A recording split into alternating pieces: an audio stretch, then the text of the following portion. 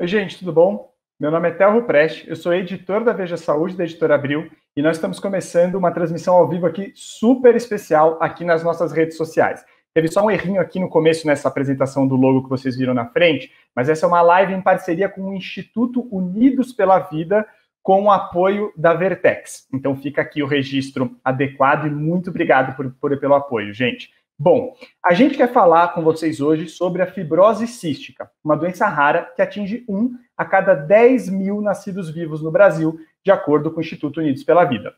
Então, ela é rara, mas não é tão rara assim.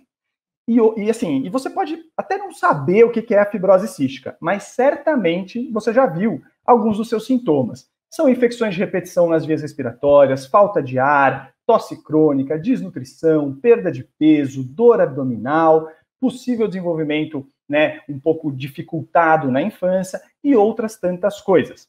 A fibrose cística ela é resultado de alterações em um gene do nosso DNA que fazem com que diferentes, vamos dizer assim, líquidos produzidos pelo nosso corpo, do catarro ao suor, fiquem um pouco mais espessos do que o normal. O suor, inclusive, ele tende a ficar mais salgado, o que fez com que a fibrose cística ganhasse o apelido de doença do beijo salgado. Mas, bom, quando eu apresentar os convidados aqui, vocês vão ver que tem gente muito, mas muito mais capacitada do que eu aqui para explicar a fibrose cística e suas consequências. E o bacana é que hoje a gente não vai ter só a oportunidade de discutir a doença com essas grandes referências.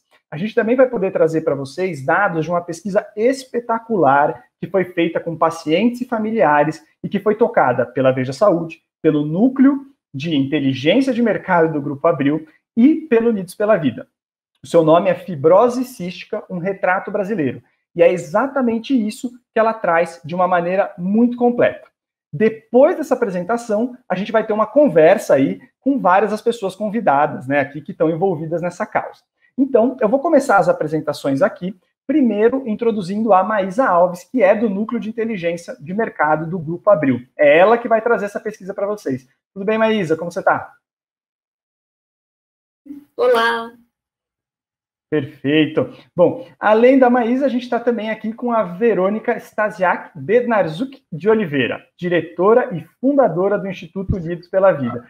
Verônica, tudo bem? Eu falei seu nome certinho ou eu cometi alguma atrocidade aqui?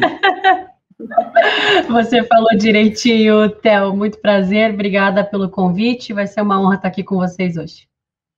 Que isso, a gente que agradece. Bom, a gente está também com o deputado federal Pedro Westphalen, do Rio Grande do Sul, que é médico também e está batalhando por uma frente parlamentar de prevenção às doenças respiratórias graves. Tudo bem, deputado? Como você está? Tudo bem, Theo. É um prazer estar com vocês aqui nessa tarde, falando sobre um tema da mais alta importância. E certamente todos nós vamos aprender muito, um prazer muito grande. Cumprimentar a Veja Saúde, a Editora Abril, por promover esse encontro aí no Dia Mundial da Saúde, né? Exatamente, um dia muito especial para a gente, Dia Mundial da Saúde, Dia do Jornalista, não falta dia aqui para a gente estar fazendo essa live. Muito obrigado por estar aqui com a gente hoje. Deputado, a gente vai tendo, justamente como ele falou, essa conversa. E, além do deputado, a gente está também aqui com a pneumologista pediátrica Mônica Firmida, ela é do Ambulatório de Fibrose Cística da Universidade do Estado do Rio de Janeiro. Tudo bem, doutora Mônica? Como que você está? Boa noite a todos, tudo bem? É um prazer enorme poder estar aqui com vocês hoje, nesse dia já tão especial. Quanto aí a sua introdução foi maravilhosa, acho que você foi bastante claro e acho que nós vamos ter uma ótima conversa. Obrigada. Que bom. Aliás, eu ia pedir exatamente isso para você, doutora Mônica. Antes da gente começar a apresentação, eu acho bom a gente trazer, em linhas gerais, o que é a fibrose cística. Eu tenho medo de ter cometido alguma atrocidade ali no começo, então você me corrija qualquer coisa, mas se pudesse explicar o que é, em resumo, essa doença, para o pessoal entender melhor? De jeito nenhum, você foi perfeito. Uma questão importante, já que a gente está falando de doenças pulmonares, é já começar destacando que fibrose cística é uma doença diferente da fibrose pulmonar. É uma confusão comum que nós costumamos ver acontecer, inclusive no encaminhamento dos pacientes. A fibrose cística é uma doença genética, o indivíduo já nasce com ela. E é uma doença genética de herança, tanto do pai quanto da mãe. A criança herda um gene materno e outra e outro paterno, né? Porque toda a nossa característica genética, ela metade é herdada da mãe, metade é herdada do pai, e todos nós carregamos genes para doenças sem saber. Quando acontece essa combinação de tanto o pai quanto a mãe carrearem um gene, e por acaso naquele momento da criança ter os dois presentes, a criança vai ter como consequência um defeito de uma proteína. O nosso corpo todo funciona quase, é como se as proteínas fossem assim, soldados de trabalho. Essa proteína, que chama CFTR, quando ela não está funcionando direito, ela dá tudo isso que você comentou, Theo, assim, principalmente as secreções espessas e uma perda elevada de sal no suor, né, de sódio no suor. Então, ela pode dar o suor salgado, e essas secreções espessas, porque ficam desidratadas, elas têm manifestações nos mais variados órgãos, com destaque para o quadro pulmonar, né, o trato respiratório, por isso também essas explicações que você deu, das manifestações mais comuns serem tosse, catarro, muitas vezes pneumonia de repetição, e no trato digestivo, ela dificulta a eliminação de umas enzimas pelo pâncreas que digerem gordura. A caloria dos nossos alimentos vem muito de fonte de gordura, a não absorção causa uma diarreia crônica, frequentemente, e uma dificuldade de ganhar peso também. Então, essas são as manifestações principais, mas uma novidade que também vale a pena a gente destacar aqui é que essa doença que muita gente pensa nessa tríade aí clássica, em formas graves, ela se modificou muito no decorrer dos últimos anos, porque com tanta evolução, tanto no diagnóstico como no tratamento, a gente conhece desde pessoas que têm algumas formas mais graves da doença, até pessoas que não têm praticamente manifestações nenhuma. Perfeito, super obrigado, doutora. E bom, a gente vai começar aqui a nossa apresentação da pesquisa da fibrose cística, um retrato brasileiro. Enquanto a Maísa está se aprontando aí para colocar já, para compartilhar esses slides com você, eu só quero destacar que todos vocês que estão nos acompanhando podem mandar perguntas e comentários aí nas redes sociais. O que vai acontecer é que o Adriano Conter e o Bonizzi, né, o Lucas Bonizzi, eles vão pegando esses comentários e vão passando aqui para o meu celular, né? E aí, assim, originalmente, eu vou deixar um espacinho no fim da live para pegar algumas dessas perguntas. Mas a verdade é que se eu conseguir encaixar algumas dessas questões até antes, a gente vai tendo essa conversa. Então, não perca a oportunidade, né, de ir colocando as coisas aí. Então, Maísa, se quiser começar com a sua apresentação, estamos todos ansiosos aqui para ver. Obrigada, Theo. Bom, gente, eu vou mostrar um resumo para vocês, né, da apresentação. Ela é bem mais completa do que eu vou mostrar os principais pontos da fibrose cística, um retrato brasileiro. Essa foi uma pesquisa quantitativa realizada via web, com questionário estruturado, publicado, né, nas redes sociais da Veja Saúde e também pela Associação de Pacientes Unidos pela Vida. Nós abordamos pacientes e cuidadores de pessoas com fibrose cística e conseguimos entrevistar 258 pessoas. O campo foi feito em dezembro e janeiro. Nós tivemos 76% de pessoas, de cuidadores, né? Então são pai, mães ou responsável por uma pessoa com fibrose cística, e 24% pacientes. Quando a gente está falando de cuidadores, a gente está falando principalmente da mãe. 83% dos entrevistados foi a mãe do paciente, Maísa, que é a principal cuidadora. Deixa eu te interromper. Se você puder apertar para apresentar a tela, porque a gente ainda está só na sua abertura. Como você não apertou ainda para a apresentação, a gente não está vendo aqui. Engraçado, porque aqui para mim está indo. Será que... Agora vocês estão vendo?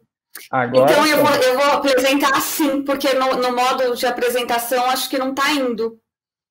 Perfeito, vamos assim então. Tudo bem, dá para ver assim? Dá para ver assim? Conseguimos sim. Ok. Foi agora? Foi sim. Mudou? Beleza. Então, a gente conseguiu entrevistar pessoas de todas as rendas, né? Então, desde até 3 salários mínimos, até acima de 10 salários mínimos, e todas as regiões do Brasil estão representadas nessa pesquisa, sendo 52% no Sudeste, 25% no Sul e 23% nas demais regiões. Esse percentual... Ele é muito parecido com a distribuição de pessoas com fibrose cística no Brasil. Vamos para os principais resultados agora. Primeira questão foi o tempo para o diagnóstico. Então, a gente percebe aqui, a gente tem, né, desde o recém-nascido, aqui a gente considerou até 3 meses de idade, até a pessoa que levou mais de 20 anos para ter o diagnóstico. Então, a gente tem 59% foram diagnosticados logo ao nascer, até 3 meses. E a gente tem, então, 41% que foram diagnosticados depois, né, com bastante tempo. 1/4 dos pacientes, eles levaram mais de 1 ano para ser diagnosticado. E sendo que 12%, mais ou menos, levaram mais de 10 anos para ter o diagnóstico correto. Esse cenário está mudando para melhor. Né? Quando a gente compara o público até 9 anos, que tem hoje até 9 anos, com o que tem de 10 anos ou mais, a gente percebe que o diagnóstico logo ao nascer está aumentando bastante. Então, olha, 46% das crianças até 9 anos foram diagnosticadas logo ao nascer, 48% de 1 a 12 meses e 6% foram só 6% levaram mais de 1 ano para ter o diagnóstico. Né? Olha como é diferente quando a gente compara com os 10 anos ou mais. O que é muito importante, né, para o diagnóstico é o teste do pezinho. E a gente percebe aqui que 75% não teve nenhuma dificuldade para fazer o teste do pezinho. Aqui a gente tem que fazer uma ressalva, né, porque esse dado, a gente está falando de pessoas que moram, né, 52% moram no Sudeste e mais 25% moram no Sul. E nessas regiões, a gente tem estados onde a fase 3 do Programa Nacional de Triagem Neonatal, ela está habilitada desde 2001. Né? Então, por consequência, o acesso ao teste é menos complexo nesses locais em comparação com as regiões onde a habilitação se deu mais recentemente. Isso suscita problemas. Né? De qualquer forma, a amostra ela representa como a doença está, como a fibrose cística está dividida no país. Né? Mas a gente tem que fazer essa ressalva aqui. O teste do pezinho, ele também vem melhorando ainda mais. Né? Então, quando a gente pensa em crianças até 9 anos, olha, 92% não tiveram nenhuma dificuldade para fazer o teste do pezinho. Quando a gente compara os que têm 10 anos ou mais, 62% não tiveram nenhuma dificuldade. Então, assim como o diagnóstico, o teste do pezinho também vem melhorando. O teste do suor, ele já é um pouquinho menos fácil, né? Não teve nenhuma dificuldade, a gente tem aqui que 65% não tiveram nenhuma dificuldade. E não tem diferença quando a gente olha por idade, né? Até 9 anos ou 10 anos e mais. Quem fez o diagnóstico? Principalmente foi o SUS, 62% foi feito no SUS, 20% no convênio médico e 18% foi feito por um médico particular. A especialidade foi principalmente o pneumologista. Em 67% dos casos, o pneumologista foi a especialidade médica que fez esse diagnóstico. Quando a gente olha o esclarecimento no momento do diagnóstico, então a gente tem aqui 5 seria quando a pessoa considera que ela teve um esclarecimento completo, né? O médico explicou tudo sobre a doença, os cuidados necessários, tirou as primeiras dúvidas. E aí a gente vai diminuindo, a gente percebe que a gente tem 1/3 das pessoas não consideraram que tiveram todos os esclarecimentos necessários no momento do diagnóstico.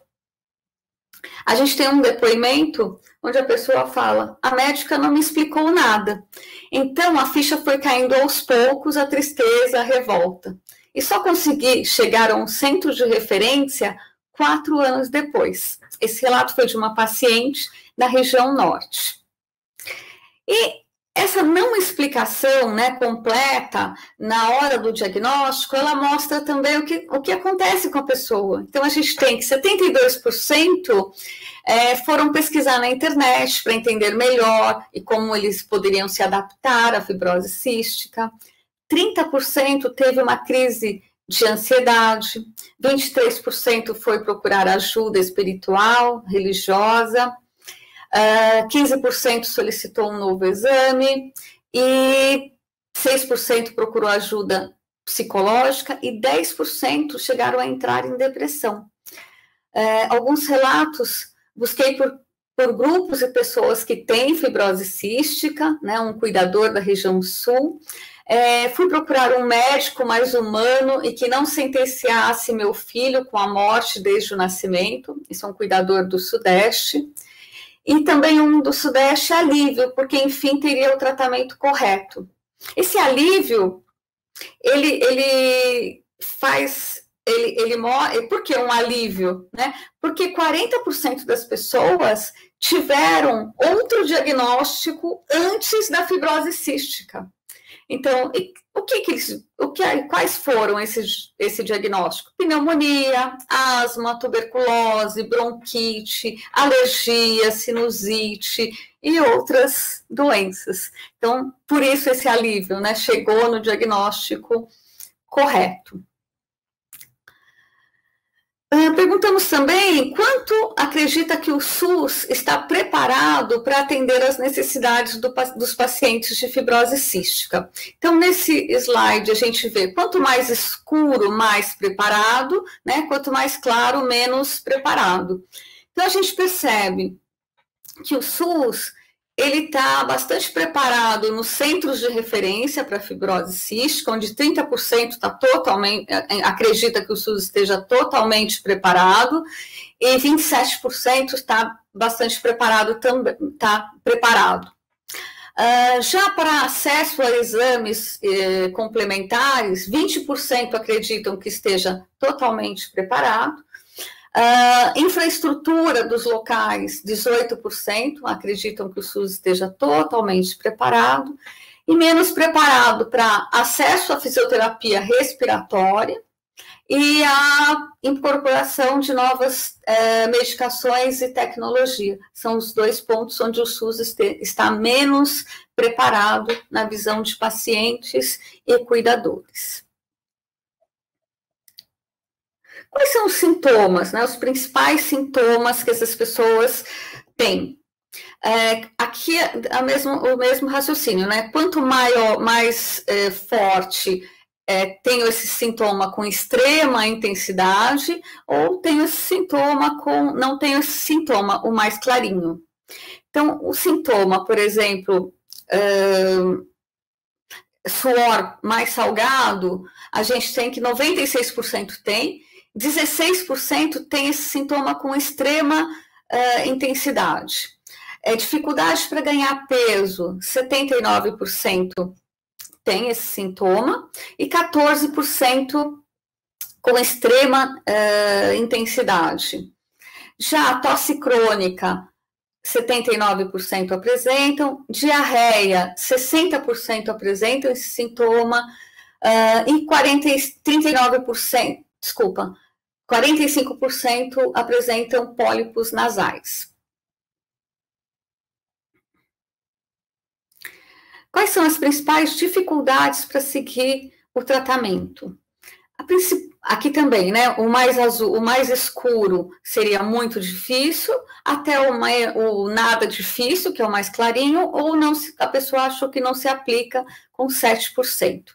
Então, a gente percebe que as dificuldades financeiras, olha, atinge 80% tem dificuldades financeiras, e 24% é muito difícil, né? Então, 1/4 acham que é o ponto de muita dificuldade.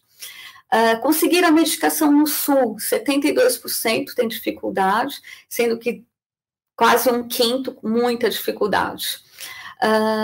Seguir orientações médicas à risca, 66% tem dificuldade. Tempo para fazer o tratamento, 70% tem dificuldade. conseguir acesso ao tratamento pelo SUS, mais da metade, 53% apresentam dificuldades. Efeitos colaterais dos medicamentos, 57% têm dificuldades. E a linguagem muito técnica do médico é o que apresenta menor dificuldade, com 31% apenas. Falta também informação. Quando a gente perguntou se a pessoa conhece os novos medicamentos para fibrose císticas, né, os moduladores de gene, 43% sabem exatamente o que conhecem e sabem exatamente como ele funciona. Quase 60% ou não conhece ou já ouviu falar, mas não sabe exatamente o que é. Qual seria o maior obstáculo para ter qualidade de vida?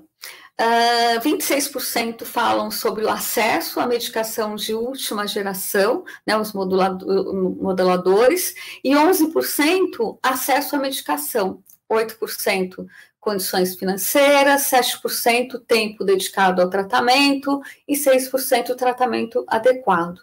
Esses 26% e esses 11%,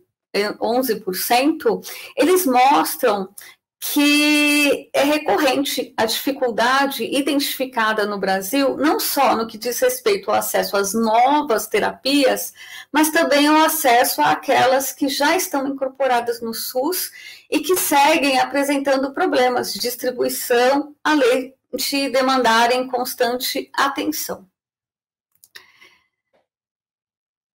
É uma doença que 43% precisaram de internação nos últimos 12 meses, né? Então ainda não está totalmente controlada. Então, 43% precisaram de internação e 37% ficaram internados pelo menos 15 dias nos últimos 12 meses. E a gente acredita que esse número, 43% que precisaram de internação, ele está impactado pela pandemia que estamos vivendo, né? Que a pessoa até evitou um pouco de ir ao hospital para evitar a contaminação, né? Com medo da contaminação. Aqui também a gente percebe que, olha, 36% perderam... 33% dos pacientes perderam mais de um mês de trabalho ou de escola durante um ano. E a mesma coisa para o cuidador, 27% perderam mais de um mês em 12 meses. É bastante. Quando a gente pensa, né, o quanto a fibrose afeta a autoestima, a convivência familiar, aqui a gente dividiu em cuidador e paciente. E, mais uma vez, né, quanto mais escuro, mais afeta, quanto mais clarinho, não afeta com baixa intensidade, ou até o mais clarinho aqui não afeta nada. Então, pensando no cuidador, afeta a autoestima do cuidador, em 81% dos casos, afeta a convivência familiar, em 70%, atividades sociais, em 75%, e a vida profissional do cuidador, né, entre 77%. Afeta ainda mais a autoestima, em 85%, a autoestima do paciente. Ele não considera tanto que afeta a convivência familiar, mas porque aqui também, na visão dele, não afeta tanto a convivência familiar como o cuidador, como a percepção do cuidador. E afeta até o relacionamento, né? 53% mostram que afeta o relacionamento. Além da vida profissional, 77%, e a dedicação do trabalho da escola, também 77%. Tem uma doença que afeta bastante o lado emocional e bastante o lado financeiro, né? Quando a gente fala em impacto emocional, na visão do paciente, 87% tem impacto emocional, e na visão do cuidador, 74% tem impacto emocional no psicológico do paciente. É bastante alto também. Quais são os principais aprendizados que a gente tem nesse estudo? Né? Então, primeiro, o percurso até o diagnóstico. 5 em cada 10 entrevistados relatam dificuldade para ter acesso às medicações pelo SUS. Desculpa. Mais de 40% dos pacientes dessa amostra não tiveram um diagnóstico logo ao nascer. 25% levaram pelo menos 1 ano e 12% levaram 10 anos para ter o laudo correto. 4 em cada 10 pacientes receberam outro diagnóstico antes da fibrose cística. Mais acolhimento, mais orientação. 1/3 dos pacientes não se sentiu plenamente esclarecido pelo médico no momento do diagnóstico, levando a sentimentos de medo, tristeza e choque. Controle aquém do ideal. 43% dos entrevistados precisaram ser internados nos últimos 12 meses, número provavelmente achatado pela pandemia, uma vez que pacientes deixaram de procurar o hospital por medo da infecção. 5 em cada 10 entrevistados relatam dificuldades para ter acesso a medicações no SUS. Faltam informações e acessos às novas terapias.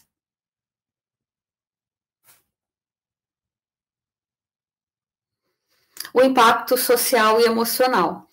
Os pacientes de fibrose cística encaram um fardo psicológico e financeiro atrelado à condição. Praticamente 9 em cada 10 indicam algum impacto emocional da doença. Por interferir em searas tão diversas quanto a autoestima do paciente e o orçamento doméstico, a fibrose cística cobra políticas públicas que, além de garantir o tratamento global, ajudem a atenuar seus reveses psicossociais. É isso. Muito obrigada pela atenção e pela oportunidade de apresentar para vocês. Perfeito, Maísa, super obrigado. E olha que isso é um resumo, hein, gente? Então tem dado para burro, essa pesquisa está muito interessante. Para quem se interessar, no site da Veja Saúde a gente tem uma reportagem já falando, trazendo também algumas questões adicionais sobre esse ponto, falando da própria fibrose cística. Está imperdível para vocês darem uma olhada lá no nosso site, que vocês podem acessar por saude.abril.com.br. Mas vamos lá, gente. Primeiro que assim, já tem um monte de gente participando nas redes sociais, no YouTube, por exemplo, a Isabel falou como é fundamental os médicos terem empatia, humanidade, didática para explicar uma situação dessas, né? O Caleb também estava falando que começou agora no tratamento, está começando a se ajustar, ele tem 17 anos. Bom, as pessoas estão começando aqui já a colocar as ideias delas. E aí o que eu queria começar conversando com vocês, trazendo para vocês, é essa história do desafio do diagnóstico precoce, né? 40% da amostra de pacientes não teve diagnóstico ao nascer, né? A gente teve mais ou menos 1/4, pelo menos, que demorou 1 ano para ter o laudo, mais 13%, né? Que demoraram 10 anos, né? São períodos grandes. Verônica, conta pra gente como é que a gente pode aperfeiçoar esse sistema, e claro que quem quiser depois da Verônica, fica à vontade para colocar as opiniões aí também. Bom, Theo, eu acho que começo até falando de uma questão pessoal, né? Eu tive o diagnóstico tardio, eu tive o diagnóstico com 23 anos de idade, embora quando eu nasci eu fiz o teste do pezinho, mas na época ainda não incluía a fibrose cística quando eu nasci em 86. Então, existe sim, até os dados que a Maísa muito bem apresentou para nós, obrigada, Maísa, por todo o teu trabalho também, embora a gente tenha falado aí de que 59% teve o diagnóstico ali até os 3 meses, a gente ainda tem que olhar que 41% foi depois dos 3 meses, você até pontuou que 12% foi mais de 10 anos de idade, isso é muito tempo. E a gente tem que lembrar que o Programa Nacional de Triagem Neonatal não identifica apenas a fibrose cística, né? Identifica várias outras doenças que, por sua vez, quando recebem um diagnóstico tardio, pode deixar aí sequelas irreversíveis. Em se tratando de fibrose cística, ela faz parte do Programa de Triagem Neonatal dentro da fase 3. E essa fase 3 foi universalizada em 2011, aí no Brasil. Então, isso aconteceu 10 anos depois da criação do Programa Nacional de Triagem Neonatal, que foi em 2001. Então, alguns estados levaram aí 10, 13 anos até para estarem habilitados na fase 3, que é a fase que identifica a fibrose cística.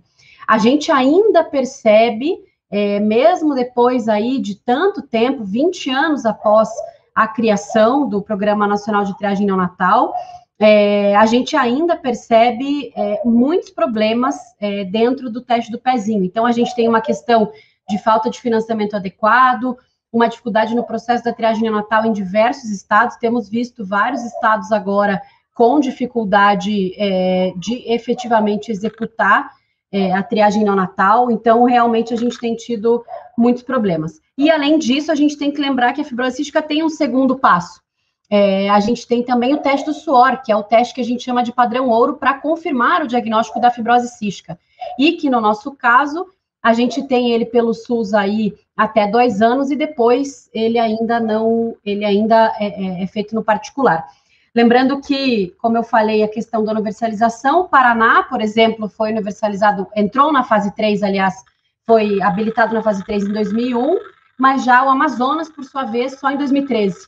Então, realmente, a gente tem aí um processo que envolve muito a questão de política pública, de controle social, de controle de financiamento mesmo, de destinação desse recurso. E o controle social, quando eu falo, é as próprias associações de pacientes, a sociedade médica, controlarem efetivamente a destinação desse recurso e a execução. O próprio Instituto Unidos pela Vida vem fazendo um trabalho de monitoramento do diagnóstico precoce.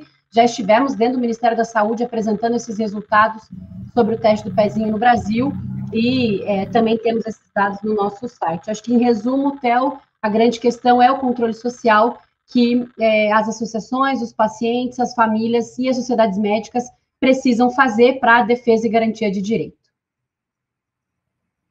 Perfeito, faz todo sentido isso. Claro, e até te chamar, doutora Mônica, você já deu a deixa perfeita aí mesmo, porque, assim, muito interessante isso que a Verônica colocou, e tem essa questão do teste do pezinho, que é muito importante. Se você puder explicar para a gente o que ele é, porque as pessoas às vezes acham que o teste do pezinho, ele fecha o diagnóstico, e não é exatamente por aí, né, doutora Mônica? Se você puder contar para a gente como é que funciona isso? Sim, eu queria até fazer um alerta sobre isso, né? O teste do pezinho, para a imensa maioria dos pacientes, ele traz a oportunidade do diagnóstico precoce, que nem é precoce, eu diria oportuno, né? Porque quanto mais cedo, melhor o diagnóstico. E é muito importante a gente ressaltar que ele precisa ser feito entre o 3º e o 5º dia de vida, através da dosagem do tripsinogênio, porque quando essa dosagem ela dá elevada, o teste precisa ser repetido antes do bebê fazer 30 dias de vida. Porque só com o segundo teste também elevado é que a gente caracteriza o que a gente define como suspeita da doença. Então, ele não é diagnóstico, esse paciente posteriormente deve partir para a realização do teste do suor, que é o padrão ouro, né, que nós temos, e outras investigações de acordo com acesso em cada centro de referência. Outra questão que eu queria comentar, então, assim, é muito importante fazer, é muito importante que que a gente melhore essa entrega, né, também do resultado. A gente vê, principalmente em laboratórios privados, às vezes um atraso muito grande em se resgatar o paciente para fazer o segundo exame. E outra questão importante é que existe uma manifestação clínica da fibrose cística, mas que não ocorre na maioria, ocorre aí nos 18% dos pacientes, que é quando o bebê, logo que nasce, não consegue eliminar o cocô do bebê, que a gente chama de mecônio.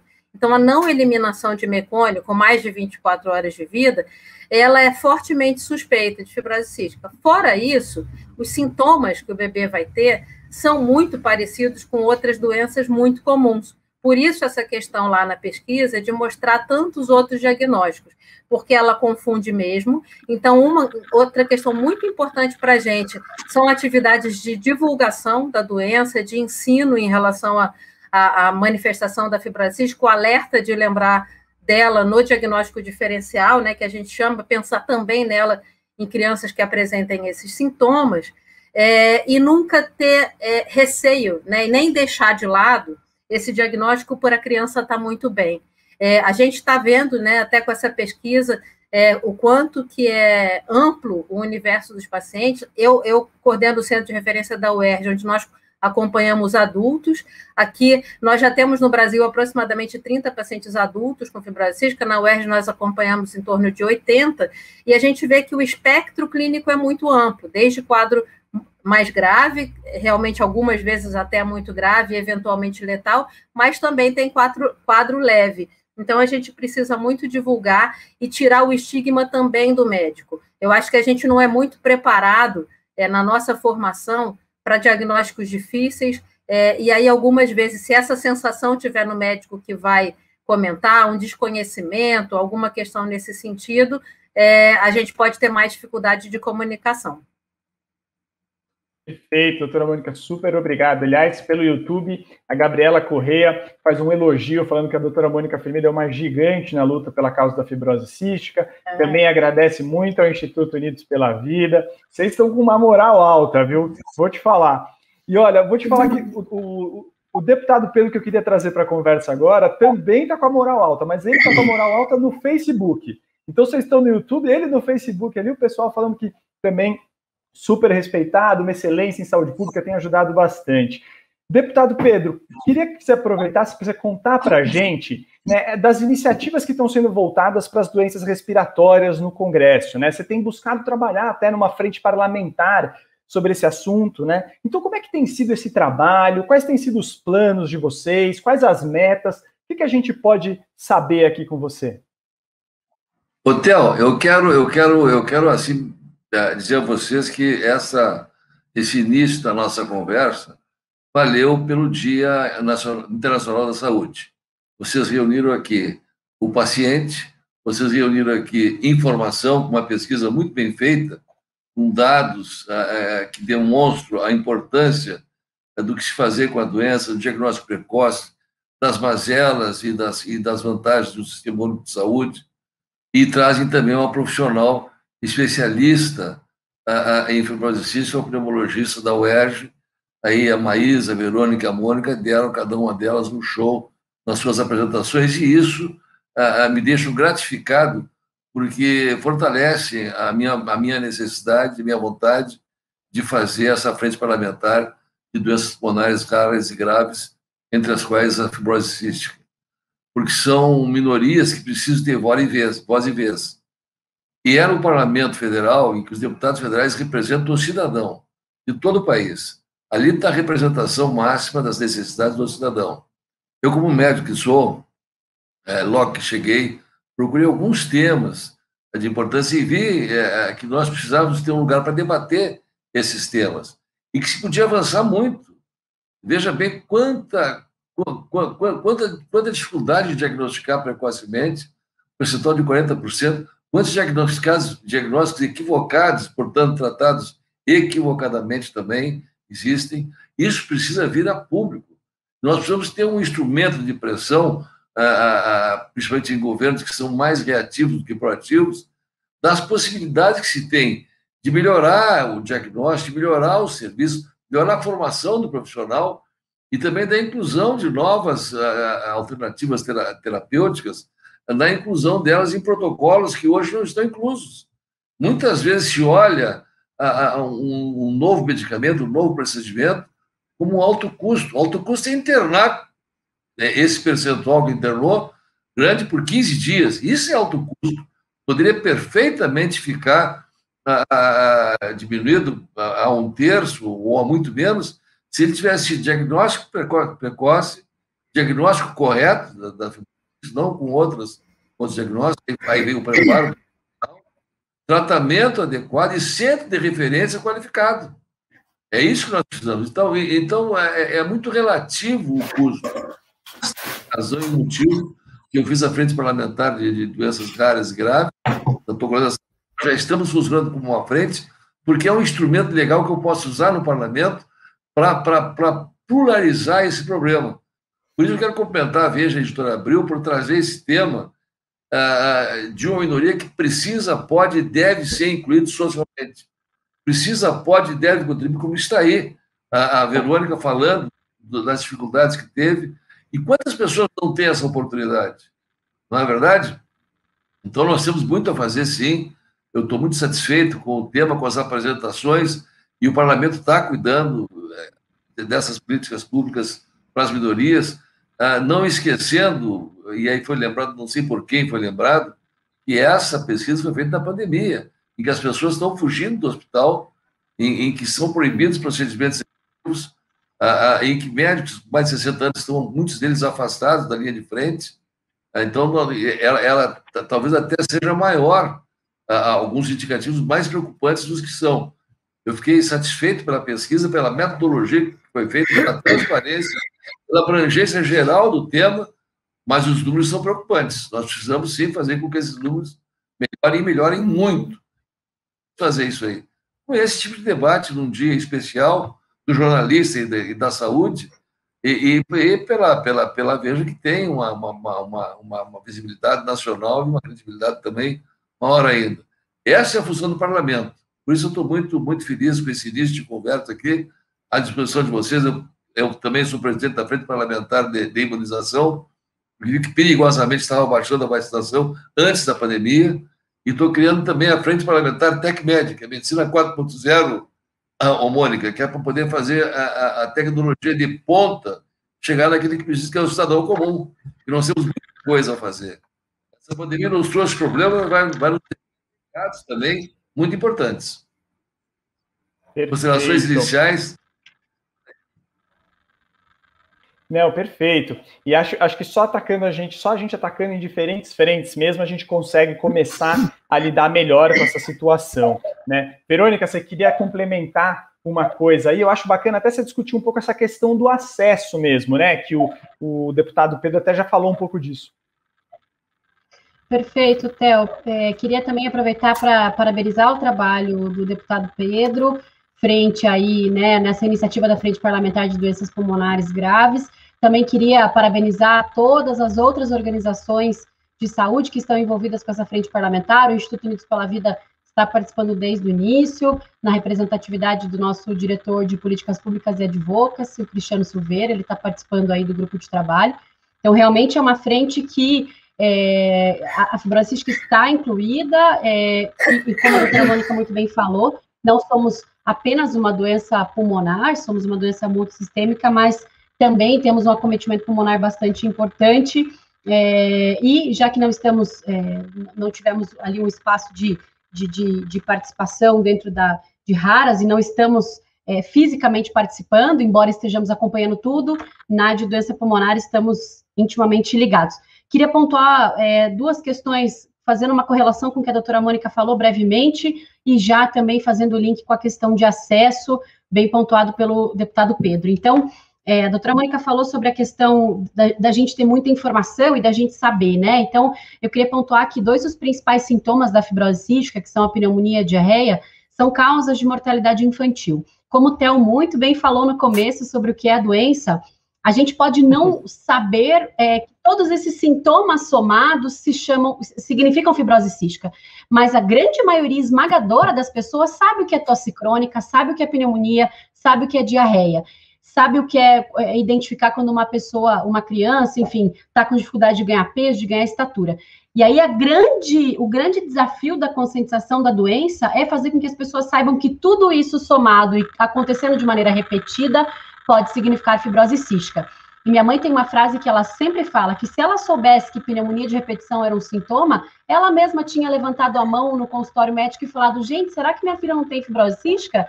Vamos fazer um teste, porque é humanamente impossível que o profissional da saúde, eu me coloco nesse papel também, eu sou psicóloga, que a gente saiba de todas as doenças, sejam elas através do CID ou do DSM, certo, doutora Mônica? Não tem como saber de tudo. Então, é importante que a gente também fale sobre os sintomas para que a sociedade possa fazer essa busca ativa a partir da identificação de uns sintomas para um profissional adequado para o diagnóstico.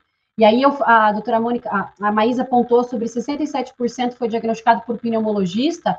Já no meu caso, embora eu tenha tido sempre um acometimento respiratório muito mais grave, eu tinha cerca de 4 pneumonias por ano, tirei 2 partes do pulmão, eu fui diagnosticada por um gastro quando eu tive uma pancreatite. Então, foi realmente, assim, um diferente cenário, né, por eu ter sido diagnosticada por um gastro. E, de novo, corrobora com o que a doutora Mônica falou, a questão da conscientização, da informação, da gente conhecer quando a gente percebe que 72% foi buscar informação na internet, né? Então, a gente tem que realmente olhar para isso, e aí entra a importância, por exemplo, do trabalho das associações de assistência, do próprio Instituto Unidos pela Vida, que mantém grandes canais de fibrose cística na internet, com informação que a gente tem que garantir uma informação de qualidade para a pessoa saber o que está acontecendo. E com relação ao acesso, a gente tem hoje já no SUS um protocolo clínico de diretrizes terapêuticas, embora hoje a gente tenha 2 protocolos clínicos, um que é para manifestação pulmonar e um para manifestação pancreática. Neste exato momento, existe um grupo de trabalho, um grupo elaborador dentro da Conitec, a Comissão Nacional de Incorporação de Tecnologias no SUS, que está trabalhando pela atualização desse protocolo clínico. A gente tem acompanhado de perto também, trabalhou pelo start aí desse processo. E existe, então, um projeto para que esse protocolo seja integral, né? Ele olhe para a fibrose cística como ela deve ser, uma doença multissistêmica que demanda tratamento multidisciplinar. E, recentemente, a gente teve a incorporação, aliás, a recomendação favorável para a incorporação de uma nova tecnologia, de um modulador, e a gente, neste momento, também acabou de passar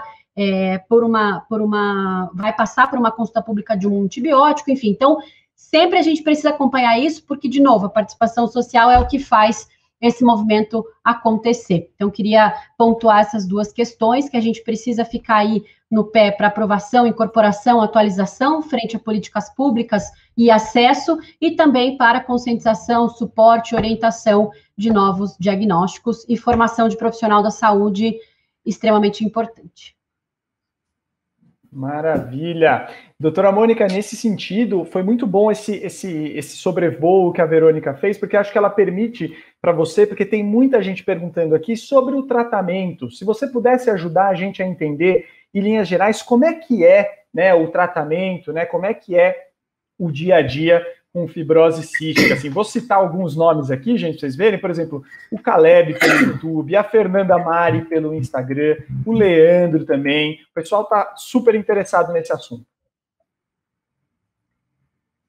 O tratamento da fibrose cística é bastante trabalhoso. Muito obrigada, deputado, por sua fala também. Aliás, né, a pesquisa, tudo tem nos ajudado bastante. Uma questão importante, né, como a Verônica falou, nós temos o PCDT, que é o protocolo que determina 2 medicações de fornecimento pelo SUS pela doença, mas a fibrose cística requer inúmeros medicamentos, alguns inalatórios, alguns de uso oral. Então, para o próprio dia a dia, antes mesmo da gente falar de tratamento que são os mais novos, que chegam lá na raiz do problema da doença, nós temos um grande desafio na própria política do SUS, que foi uma mudança de uns anos para cá, da farmácia da atenção primária, da farmácia para os centros de referência. Então, antigamente, nós tínhamos uma grade de medicações para fibrose cística que os centros todos recebiam, e hoje o paciente tem alguns que ele consegue no centro e outros que ele depende de estar conseguindo na atenção primária. Então, isso é um desafio que a gente tem. O tratamento medicamentoso, no cotidiano, ele principalmente, assim, tem medicações inalatórias, tem sprays inalatórios, né, nebulização, fisioterapia respiratória é fundamental, suplementação vitamínica, reposição da enzima pancreática, que é o que não consegue lá ser eliminado e faz a gordura não ser absorvida, entre inúmeros outros medicamentos. Como a gente trabalha muito diante de programações de terapêutica, inclusive pelo SUS das secretarias de saúde, etc., um grande desafio é porque, como o deputado bem falou, se entende muito a questão do custo. E aí é sempre pedido que a gente reduza. Mas não dá para tratar um pouco menos? Não, não dá. Ela é uma doença que tem toda essa necessidade mesmo de medicação. Agora, o mais importante de tudo é que os pacientes tenham, de fato, um segmento no centro de referência e façam o tratamento completo. E ele vem desde da receptividade humana, do acolhimento que é feito através das equipes multidisciplinares, e ficou muito claro na pesquisa, e eu queria destacar aqui, além da importância do fisioterapeuta, que é primordial, que eu já falei, o profissional de saúde mental, o nutricionista, porque nós vemos assim, a doença, a pessoa é uma só, né? Eu sempre brinco que nós não tratamos fibrose cística, tratamos pessoas. Então, o tratamento, ele vai muito além da medicação. Nós temos, sem dúvida, uma luta aí nacional por melhoria. O Grupo Brasileiro de Estudos de Fibrose Cística representa, né, nós que somos profissionais e trabalhamos nos centros de referência, sempre nessa luta toda, mas a gente precisa muito também de uma campanha de adesão ao tratamento, assim, e isso vem desde o acolhimento do paciente. Perfeito. Deputado, eu sei que você está com o horário apertado, mas eu queria perguntar para você um pouco sobre esse olhar sobre o custo, esse olhar sobre a própria fibrose cística. Como é que isso está hoje em dia no Congresso? Esse esforço que vocês têm colocado ali tem gerado frutos? Conta para a gente essa recepção, como é que está? Sem dúvida nenhuma tem gerado frutos, sim. E já te digo aqui, te dou um exemplo de um protocolo que nós conseguimos inserir no Programa Nacional de Imunização em relação à meningite. Um produto novo, medicamento novo, mais abrangente. E isso é um movimento que é técnico, mas ele é político também. Ele é de pressão. Ele é de pressão da sociedade com essas informações todas que nós estamos tendo aqui. Ele precisa que o paciente se manifeste, deverá ter uma consulta pública sobre isso aí também. E aí é importante que nós tenhamos a possibilidade de, tecnicamente, mostrar como isso é importante. Esse novo protocolo que está sendo debatido aqui, ele está atualizando o tratamento, tem novos medicamentos que facilitam a vida das pessoas. Então, isso não é investimento em saúde, não é custo, não se pode olhar sobre esse ângulo aqui. Saúde se faz com 4 básicos, que é o acesso do paciente, a qualidade desse acesso, a gestão e o financiamento.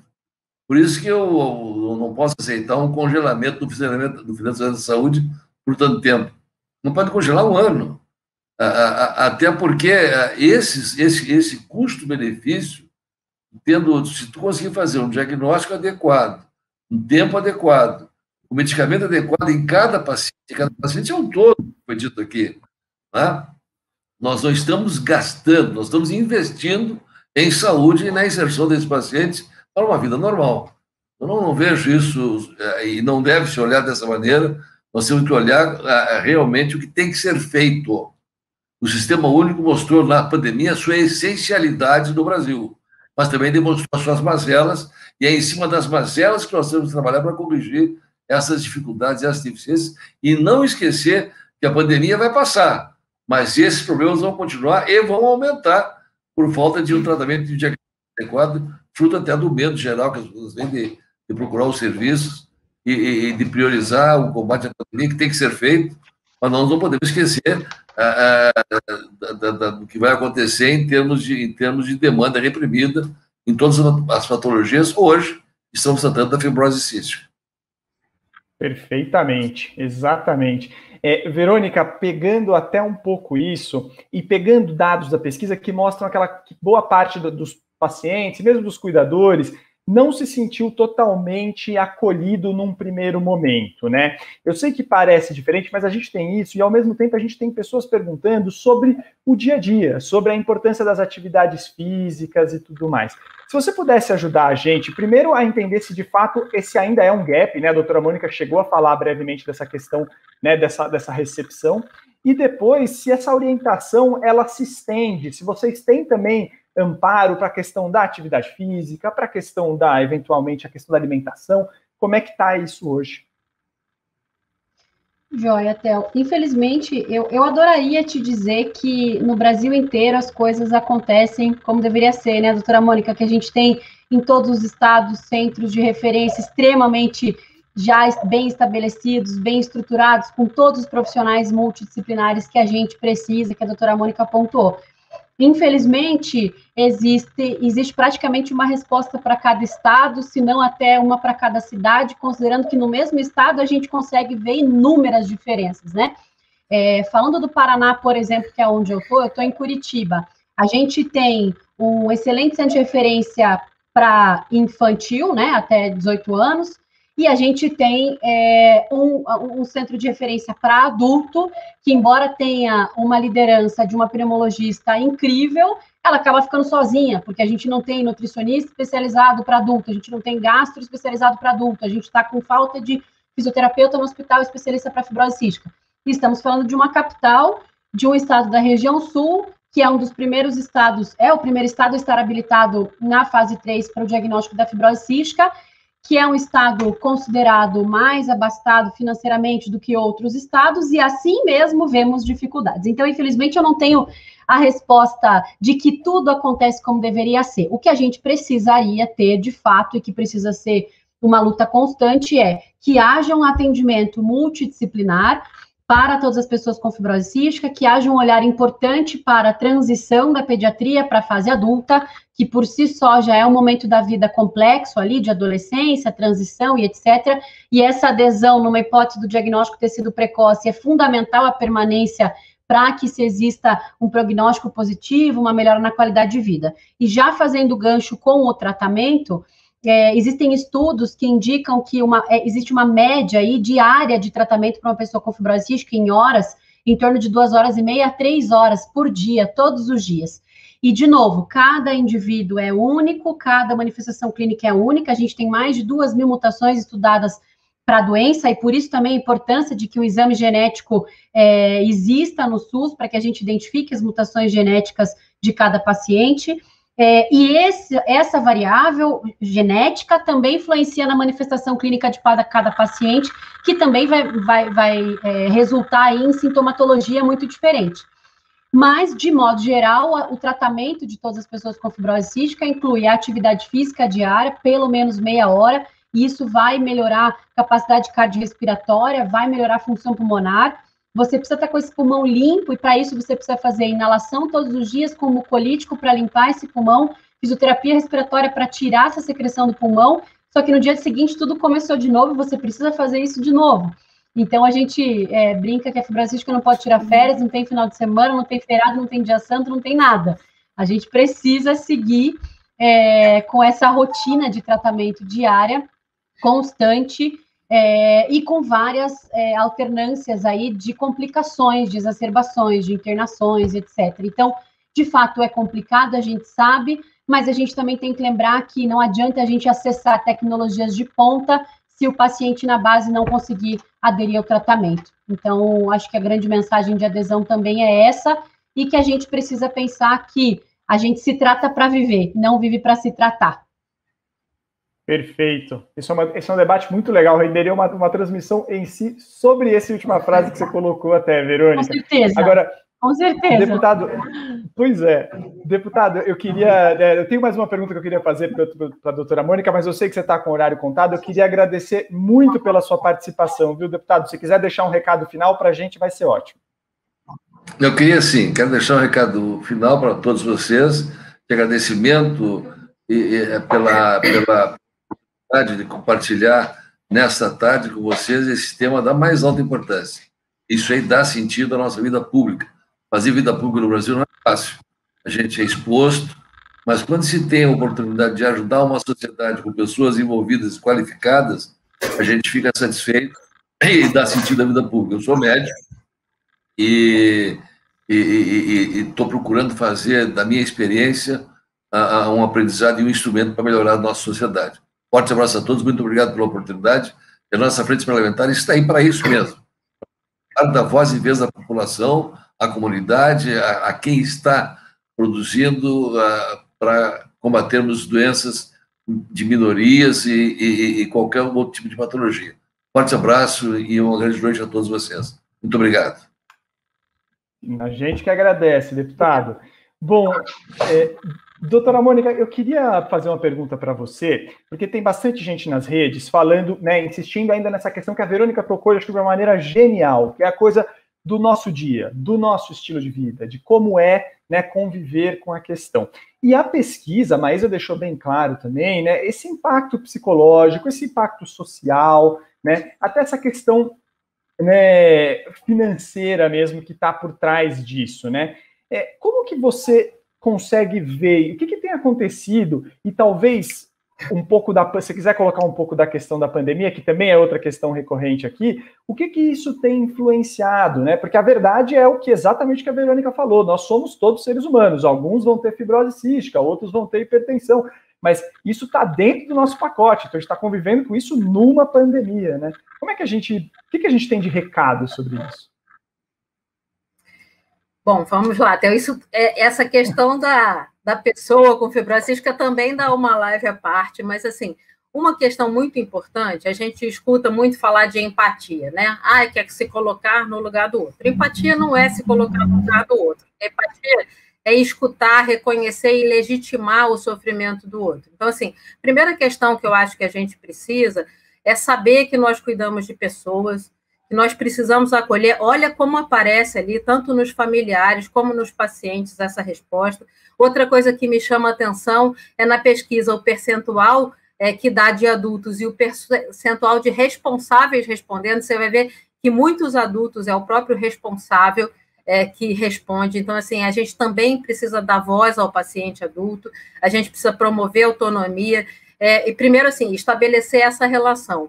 O tratamento, ele é muito trabalhoso, e eu gosto muito de fazer com analogia, que até a Verônica já deu a deixa, ela fala que uma das coisas dessas 2h30 ou 3 horas é caminhar meia hora por dia. E aí eu perguntaria a todos que estão escutando essa live, quem consegue todo santo dia caminhar meia hora. Então, é muito fácil você entregar uma receita na mão do paciente que tem 10, 12 remédios e brigar com ele se ele não fizer. Então, acho que esse desafio, ele vem muito de uma relação humana, que é nosso aprendizado eterno. Eu acho que a gente tem que, em todos os níveis, em qualquer fase da nossa vida profissional, trabalhar isso. Em relação à pandemia, eu também fiquei me questionando muito sobre esse achado da pesquisa de 42% de internação. Estava até trocando um pouco de ideia em outro momento com a Verônica. Se nós pegarmos o Registro Brasileiro de Fibrose Cística, que está disponível no site do GBFC, do Grupo Brasileiro de Estudos de Fibrose Cística, num ano habitual, as internações ali ficam, em média, se a gente pegar o último, de 2018, entre 30% a 40% dos pacientes. Uma coisa que pode acontecer, nós tivemos 258, quando nós temos aí em torno de 5.700 cadastrados no Brasil. Então, eu não sei se essa quantidade que respondeu, de fato, representa o geral, porque, assim, é uma quantidade, é uma internação bastante significativa, e ela não, na minha impressão, pelo menos, e no que a gente tem trocado entre os grupos de fibrose cística, inclusive com Unidos pela Vida também, a impressão que a gente tem na prática é outra. Porque o que aconteceu na pandemia? Essa tal adesão que a gente reza o tempo todo para acontecer, ela aconteceu por medo. Muito paciente que não resgatava, às vezes, os seus remédios na farmácia, começaram a fazê-lo. Então, nós tivemos uma melhoria, sem a menor dúvida, justo por esse medo que a Thaís já destacou, do paciente ir para o hospital. Então, nós não tivemos tantas internações quanto em outros momentos. Eu não sei como tem sido na faixa etária pediátrica, mas eu acredito que foi parecido, né? Não tivemos, graças a Deus, assim, nenhum paciente que, por conta de ter Covid, evoluiu mais grave. Eles até sobreviveram bem, e agora nós temos uma grande esperança, que eu também queria destacar aqui, que na fase agora que nós vamos entrar de vacinação por doença crônica, o paciente com fibrose cística foi incluído pelo SUS, então ele leva um comprovante do centro que ele acompanha, pode ser um receituário, e ele vai conseguir vacinar. Então, eu acho que nós, apesar do caos da pandemia, temos alguns frutos também, até mesmo esse aprendizado da adesão, que eu acho que nós vamos carregar juntos, né? Perfeito. Não, realmente, ótima notícia que você colocou, né? Ressaltando essa coisa da vacinação para o paciente. Bom, gente, é impressionante como o tempo passa rápido, principalmente quando a gente tem assunto tão legal assim para discutir. Então, se vocês pudessem fechar aqui a participação de vocês, seria muito legal ter a visão de vocês, né? Se fosse para vocês destacarem uma coisa dessa pesquisa, né? Ou se fosse para destacar mesmo um assunto que está palpitante sobre a fibrose cística, o que vocês fariam? Maísa, você que está quietinha mais um tempo, eu vou começar com você. Assim, se teve dentro dos equipamentos que você colocou aí, o que você mais chamou a atenção da pesquisa? Você que já fez pesquisa de tudo que é assunto, né? Eu acho que o impacto emocional, né? Impacta na autoestima da pessoa, impacta emocionalmente. Então, é uma doença que, além de impactar financeiramente, impactar em todos os sentidos, o emocional. E o emocional, a gente sabe que é difícil, né? É difícil de você trabalhar esse lado, você ficar bem com você mesma. Então, eu destacaria esse impacto emocional, além do impacto financeiro, né? Porque a pessoa tem dificuldades para trabalhar, tem dificuldades para estudar, tem dificuldades para produzir pelos dias que ela fica parada. Perfeito. Vocês que mandam, gente, quem quiser. Doutora Verônica, quer ir? Então vou eleger uma aqui. Pronto, eu vou no gancho do emocional, sem querer puxar a sardinha para o meu lado da psicologia, mas é sempre uma questão que me chama muito a atenção. Logo que eu fui diagnosticada, eu estava concluindo a minha graduação em psicologia e optei por estudar isso também, e foi uma coisa que eu notei naquele momento, que existem sim as pessoas que têm esse impacto emocional muito grande, mas também tem aquele outro lado que a gente também viu, que já tinham tido outros diagnósticos, 40% já tinha recebido diagnóstico de outras doenças, e eu me enquadro nesses 40%, e que a fibrose cística veio como uma luz no fim do túnel, se é que a gente pode falar isso, embora possa parecer estranho receber um diagnóstico de uma doença tão complicada quanto, é muito melhor do que você não saber o que você tem por tanto tempo. E a gente aqui no Instituto tem um lema que diz que a fibrose cística é parte do que somos, mas não o limite do que a gente pode ser. Sabemos que existem inúmeras variáveis, complicações, problemas emocionais, financeiros, psicológicos, de adesão, enfim, são inúmeras as variáveis que permeiam aí cada indivíduo. Mas a gente sabe que saber o que se tem muda todo o cenário, tira a pessoa daquela dificuldade da falta de diagnóstico, e certamente essa pesquisa vai nos ajudar infinitamente aí a desbravar outros universos, e da mesma forma que a gente falou que tem respostas que valem mais uma live, tem perguntas aqui e resultados da pesquisa que valem outra pesquisa. Então, realmente, a gente precisa se aprofundar muito nesses dados e trabalhar em cima disso para cada vez mais contribuir para a busca do diagnóstico precoce, da melhora do tratamento, da melhora da qualidade de vida. Então, agradeço a oportunidade e contem sempre com o Instituto Unidos pela Vida. Doutora Mônica, muito obrigada. Tá ótimo. Muito obrigada, Verônica. Eu queria parabenizar todos os envolvidos, a Veja Saúde também, não só pela pesquisa, mas por esse trabalho de divulgação. Eu trabalho com fibrose cística há muitos anos. E aí a mensagem que eu queria deixar, com todo respeito, assim, às pessoas que eventualmente passaram até na minha trajetória, né, que perderam seus filhos com fibrose cística, quem tem uma forma mais grave de doença, eu queria deixar uma mensagem de esperança apesar disso tudo, porque são quase 30 anos que eu tenho de formada, e nesse tempo eu trabalhei desde uma época que quase não tinha remédio específico para fibrose cística, e hoje as pessoas discutem uma esperança até do que vem surgindo por aí, que é a possibilidade da gente ter maior acesso em breve a medicações que podem tratar lá a raiz do problema, a origem da doença. Então, eu acho que uma pessoa que tenha hoje um filho com teste do pezinho alterado, que receba um diagnóstico em qualquer idade com fibrose cística, ela tem que pensar assim, não dá para descrever em tão pouco tempo a evolução que aconteceu em relação à fibrose cística nesses anos que eu acompanho, então dá para ter muita esperança sim. Eu acredito demais que eu ainda esteja na minha fase profissional antes de aposentar, vendo a fibrose cística, apesar de todo o trabalho que ela traz, que toda a questão que ela traz de necessidade de cuidado, ela ser vista como uma doença crônica como qualquer outra. Uma coisa que eu gosto muito de conversar, e não podia deixar de destacar nesse impacto onde aparece o medo o tempo todo, e a gente vive isso no ambulatório, eu digo uma coisa, se você tem fibrose cística hoje, ou você teve o diagnóstico da fibrose cística hoje, não pense necessariamente que você vai morrer de fibrose cística. Isso eu posso dizer tranquilamente, que a gente já está numa fase que, inclusive, pode-se morrer de outras coisas. Então, eu acho que tem que ter isso. Pense na vida que a gente tem a cada 24 horas, com tudo que ela oferece. Deixem um pouco a tarefa do tratamento para os profissionais que acompanham e vivam suas famílias, curtam sua vida. E o resto a gente, se Deus quiser, ainda vai ver os próximos capítulos que virão e que eu acredito que sejam bem diferentes do que essa história que a gente teve até o momento. Muito obrigada a vocês todos. É isso, eu que agradeço, queria agradecer muito a participação de vocês três, para quem também está chegando agora, o deputado Pedro Westphalen também estava aqui até pouco tempo atrás. Então, gente, muito obrigado pela participação de vocês, viu? Vou dar um tchau aqui para vocês. A gente que agradece. E aí, gente, assim, se eu puder deixar aqui também alguma coisa mínima da minha parte, olhando uma pesquisa tão valiosa quanto essa, que essas respostas geram mais perguntas, né, como foi dito agora há pouco.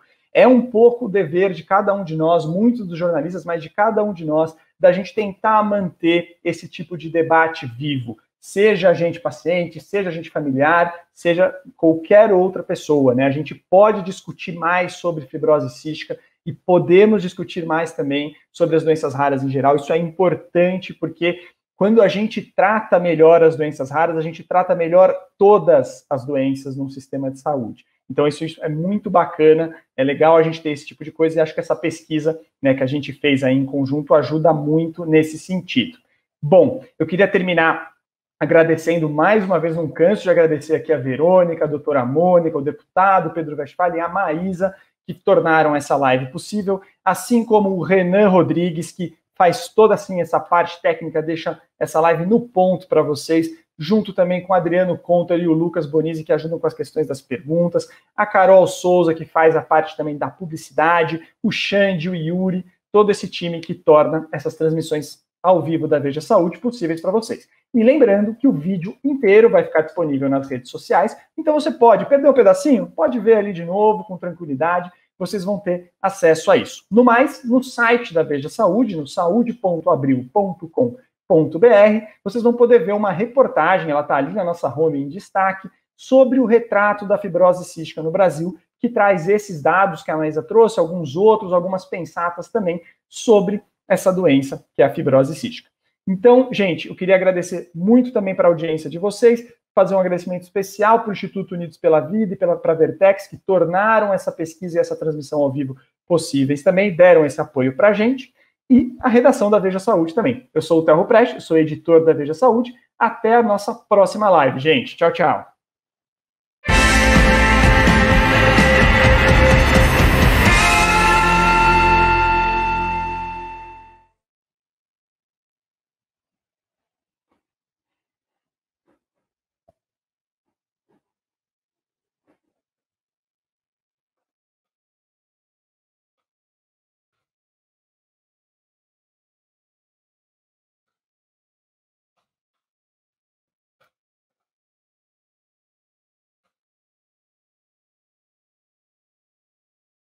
Né? Tô aqui quando você quiser.